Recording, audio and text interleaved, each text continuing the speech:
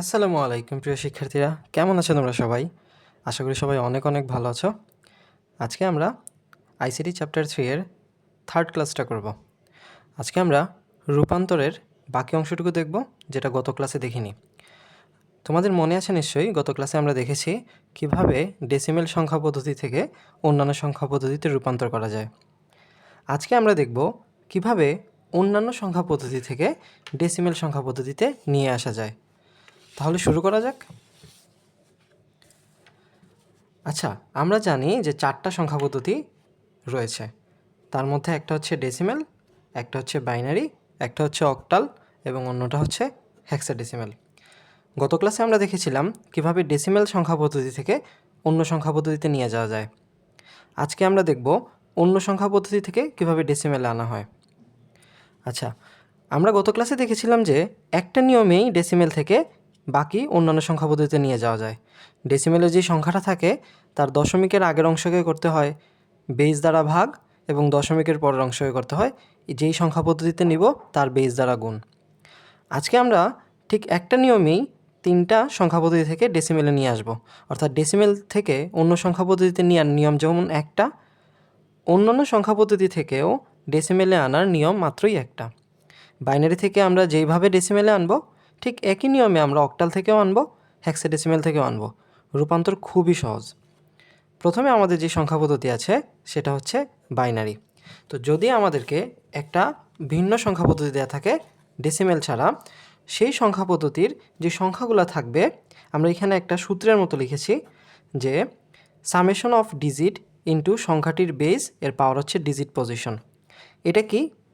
আচ্ছা, যদি আমাদের একটা সংখ্যা থাকে এরকম 1101, এই সংখ্যা পদ্ধতিতে আমরা জানি যে এদের একটা পজিশনাল সংখ্যা পদ্ধতি, তার মানে ডিজিটের একটা পজিশন রয়েছে। আমরা প্রথম ক্লাসে দেখেছিলাম যে প্রথম যেই সংখ্যা সেটা আমরা ডেসিমেলে যখন দেখেছিলাম তখন আমরা ধরেছিলাম 10 এর পাওয়ার 0, 10 এর পাওয়ার 1, 10 এর পাওয়ার 2। এই যে পাওয়ার সেগুলোই আসলে মূলত পজিশন। এখানে যে প্রত্যেকটা সংখ্যা আছে আমরা যদি এগুলার পজিশন দিতে চাই, একদম সবার শেষের সংখ্যাটার পজিশন হবে 0। তার আগের যে সংখ্যাটা আছে সেটা হবে 1। এভাবে করে করে আমরা এক এক করে বৃদ্ধি করে পজিশনগুলো নিয়ে আসব। এই সংখ্যা পদ্ধতির যে সংখ্যাটা আমরা লিখলাম সেটা হতে পারে বাইনারি, সেটা হতে পারে অক্টাল, সেটা হতে পারে হেক্সাডেসিমেল, কিন্তু আমরা পজিশন একইভাবে ধরব। এখন যদি সংখ্যা পদ্ধতির শেষে এরকম একটা দশমিক দিয়ে মান থাকে, আরও থাকতে পারে, এইগুলার পজিশন তাহলে আমরা কিভাবে লিখব? এগুলার পজিশনের জন্য আমরা দশমিকের যে আগ থেকে শুরু হবে সেখানে 0, 1, 2, 3 এবং দশমিকের পরে হবে -1, -2, -3 এইরকম। অর্থাৎ দশমিককে আমরা মাঝে রেখে এর বাম পাশের গুলারে 0, 1, 2, 3 করে দিব এবং ডান পাশের গুলারে -1, -2 করে করে বৃদ্ধি পাবে। তো আমরা যখনই পজিশনটা জেনে গিয়েছি যে কোনো সংখ্যা পদ্ধতির, সেটা হোক বাইনারি, সেটা হোক অক্টাল, সেটা হোক হেক্সাডেসিমেল, তাহলে পজিশন নিয়ে আমাদের ঝামেলা শেষ। এখন আমরা যেটা দেখব সেটা হচ্ছে কিভাবে আমরা ডিজিটের দ্বারা এই সংখ্যাটার বেসকে দিয়ে গুণ করব।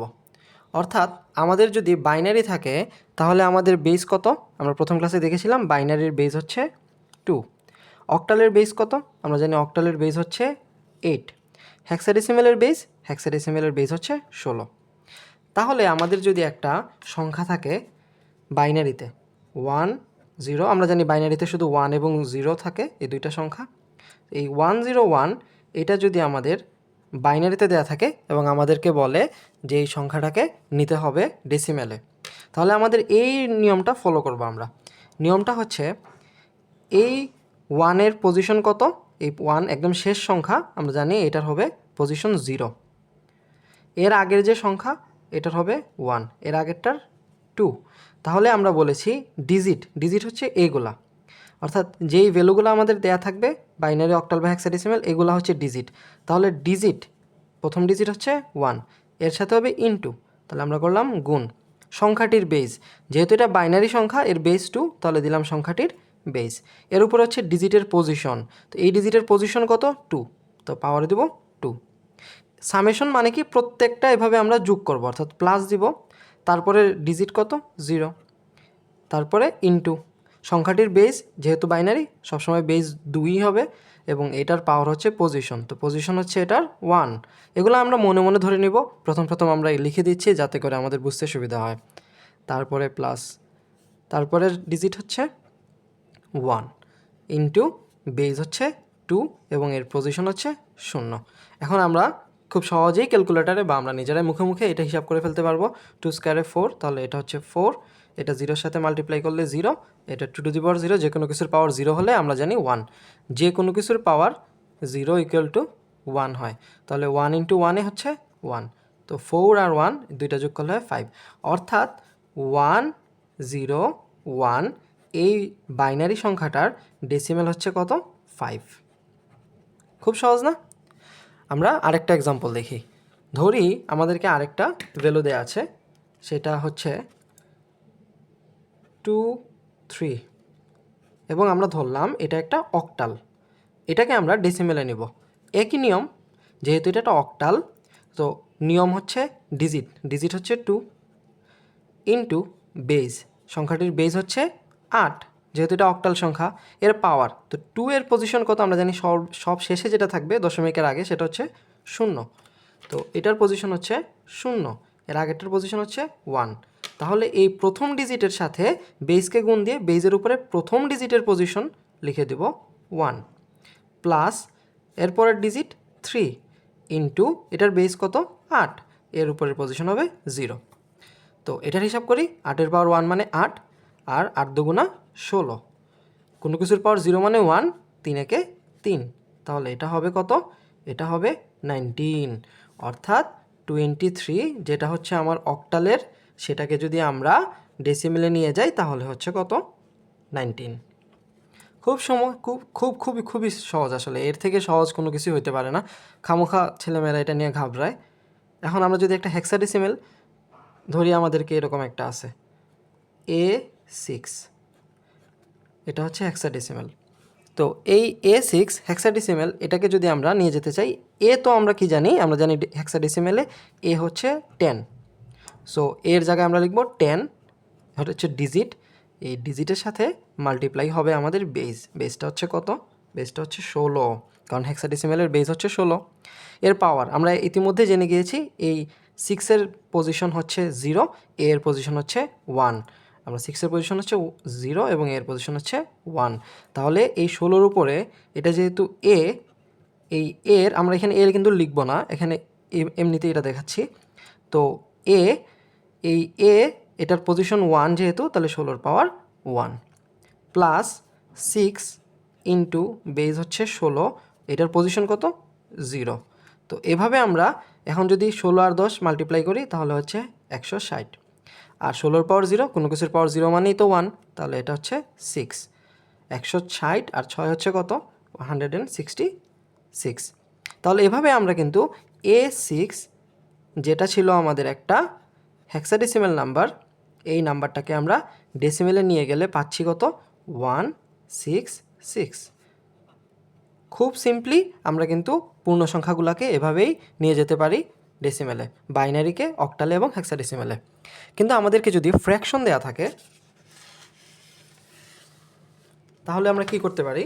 তো ফ্র্যাকশনের জন্য যদি আমরা একটা এক্সাম্পল দেখি, বাইনারিতে সাপোজ একটা মান আছে এরকম 101.11, তো এইখানে আমরা জানি যে দশমিকের আগে যে লাস্ট ডিজিটটা থাকে সেইটার পজিশন হচ্ছে 0, আর এক করে করে বাম পাশে বাড়ে, আর দশমিকের ডান দিকে যেগুলো সেগুলো হচ্ছে -1 -2, এগুলো হচ্ছে পজিশন। তো পজিশন লেখা শেষ, তো আমরা এটাকে এভাবে লিখতে পারি, প্রথম ডিজিট হচ্ছে 1 ইন্টু বেস হচ্ছে 2, এর পজিশন হচ্ছে 2, প্লাস পরের ডিজিট হচ্ছে 0, এর বেস হচ্ছে 2, পজিশন হচ্ছে 1, প্লাস এর পরের ডিজিট হচ্ছে 1, বেস হচ্ছে 2 এবং পজিশন হচ্ছে 0, প্লাস এখন এই পয়েন্ট দশমিক এটা কিন্তু আমরা প্লাসই দিব, সবগুলা প্লাস দিব। তারপরেরটা হচ্ছে এইখানে আমরা দিব ডিজিট 1 মাল্টিপ্লাই এটার বেস হচ্ছে 2 এবং পাওয়ার হচ্ছে -1, এটা পজিশন, প্লাস 1 ইন্টু এটার বেস হচ্ছে 2 এবং পাওয়ার হচ্ছে -2। এখন যদি আমরা এটার হিসাব করে ফেলি, 2 স্কোয়ারে 4, 4 একে 4, এটা হবে কত, 0-র সাথে মাল্টিপ্লাই করলে 0, 2 মানে 1, এটা 1 একে 1। এখন আমাদের এইটা আমরা যখন 9-10-এর সূচকের অঙ্কগুলো করেছি না, সেখানে জানি ইনভার্স থাকা মানে সাইন্টিফিক ক্যালকুলেটারে একবারই চলে আসবে, আর যাদের নর্মাল ক্যালকুলেটার তারা কীভাবে হিসাব করবে, তারা এইভাবে লিখবে 1 ইন্টু এই ইনভার্স, এই যে ইনভার্সটা এইটার বদলে সবসময় আসবে একটা ডিভাইড, আর বাকি যে অংশ পাওয়ার সহ এই যে বাকি অংশ এটা চলে আসবে নিচে, অর্থাৎ এখানে আমরা নিচে লিখব 2^1 এবং এর উপরে লিখব 1, তারপরে প্লাস এটা কত 1 ইন্টু আগের মতো ইনভার্সের কারণে ডিভাইড চলে আসবে, আগে বলেছি ইনভার্সের কারণে চলে আসবে ডিভাইড, আর বাকি অংশটা নিচে, উপরে লিখব 1। সবসময়ই ইনভার্সের বদলে ডিভাইড আর 1 চলে আসবে উপরে, আর বাকি পাওয়ার সহ মানটা চলে আসবে নিচে। তাহলে 4 আর 1 5, আমরা এখানে লিখে ফেলি 5 প্লাস 1-এর সাথে এটা মাল্টিপ্লাই করলে তো এটাই থাকে 1/2 প্লাস 1/2 স্কোয়ারে কত 4। এখন নর্মাল ক্যালকুলেটার আমরা দেখলে পাবো এটা 5, 1/2 হচ্ছে 0.5 আর 1/4 হবে 0.25। এখন এই তিনটা যদি আমরা যোগ করে দিই তাহলে পাবো 5.75। খুবই সিম্পল না? তাহলে আমরা দেখলাম 101.11, এটা ছিল আমাদের বাইনারিতে, এইটার ডেসিমেল হচ্ছে কত 5.75। একদম পানির মতো সহজ। এইভাবে একই রকমভাবে আমাদের যে কোনো সংখ্যা পদ্ধতিতে দেয়া থাকুক, ডেসিমেলে আনার জন্য জাস্ট এই কাজটাই আমরা করব। তো এখানে আমাদের কিছু এক্সাম্পল আছে, এই এক্সাম্পলগুলা যদি বাসায় একটু আমরা চেষ্টা করি, এই এক্সাম্পলগুলো একটু এখান থেকে, এই গত ক্লাসে আমরা 5টা দিয়েছিলাম, আর আজকে এখানে আমরা 6 থেকে একদম 14 পর্যন্ত যেগুলো আছে এই জিনিসগুলো যদি আমরা একটু ট্রাই করি, একটু ভিডিওটা একটু পজ করে দেখে তারপরে চেষ্টা করি, তাহলে আশা করা যায় আমাদের এই ডেসিমেলে আনা এবং ডেসিমেল থেকে গত ক্লাসে যখন আমরা অন্য সংখ্যা পদ্ধতি নিয়েছি, এই ডেসিমেলের সম্পর্কিত ডেসিমেল থেকে নেওয়া এবং আনাটা আমাদের কাছে খুবই সহজ মনে হবে। তো আজকের ক্লাস এই পর্যন্তই, আশা করি সবাই এখান থেকে একটু উপকৃত হতে পারবে। নেক্সট ক্লাসে আমরা বাকি অংশগুলো দেখব, আরও যে রূপান্তরগুলো রয়েছে, অর্থাৎ ডেসিমেল সম্পর্কিত ছাড়া কীভাবে অন্য সংখ্যা পদ্ধতি একটা থেকে আরেকটায় রূপান্তর করা যায়। তো সবাই ভালো থাকো, আল্লাহ হাফিজ।